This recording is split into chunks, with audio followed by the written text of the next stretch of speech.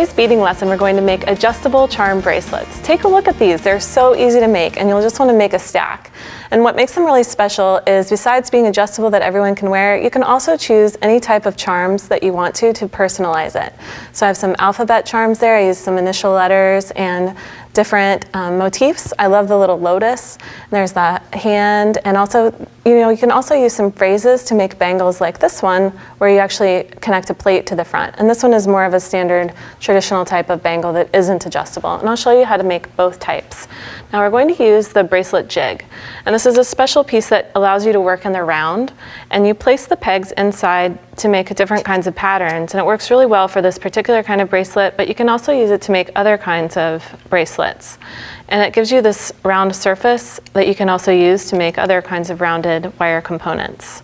So I'm just setting it up with my pegs, and then I also have some backers here to hold it into place. So what I did was left 3 spaces here and then went over 1 row so that the loops are going to be offset.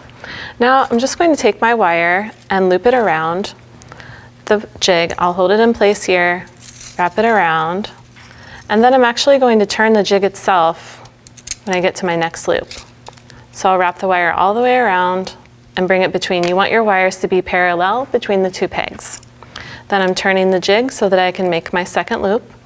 And now I have my basic structure of the bracelet.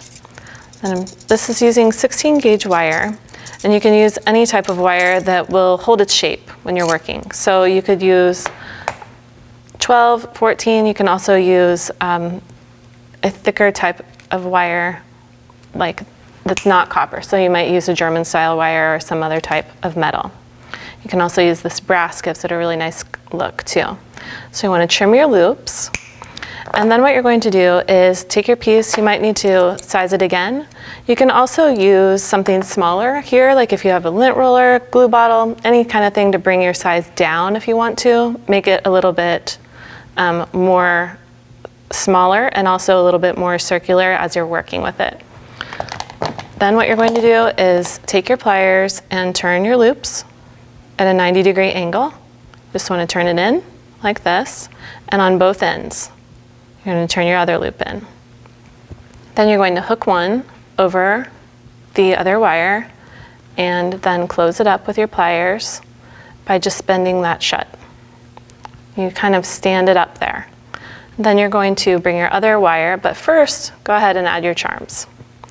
So you're going to add some things that have if you're giving this as a gift or for yourself, pick your own letter or some really pretty little motif. And these are some lead-free pewter charms that I'm using here. Then you're going to bring your loop back over the edge, and you're kind of work hardening the metal as you work. So you can also tap this with a hammer on a bracelet mandrel if you want to, but now you have your adjustable charm bracelet. Now another idea is that you can take your jig and place some pegs that are close to where you're going to, if you wanted to use a tag like this that has holes, then line it up pretty close to where your holes are going to be, and then make some loops with your wire. So this one, you're going to make your loop again, and then bring it all the way around your bracelet form. And we're going to turn this around and then trim these ends. And this one, we're going to go ahead and remove it. And I also have my bail making pliers handy so that I can make my loops bigger if I need to. So for this one, we'll trim it and then place it through our tag. And you can again use your bracelet form to form it around. Now, what you'll do next is open up your loops enough using your bail making pliers or some round nose pliers that you can slide the tag over the loop. And then you want to leave that one, the other one, open while you close this one with your pliers, just maintaining that shape that you created with your loop. And then you can slide the other side through the same way, but you might need to open this one up a little bit. So we'll just fold that one open with our pliers and then bend it over the end and then loop it back. All right, so there's your bangle. And so you can create a single size bangle or your adjustable bangle and add your own charms and just make it completely your own.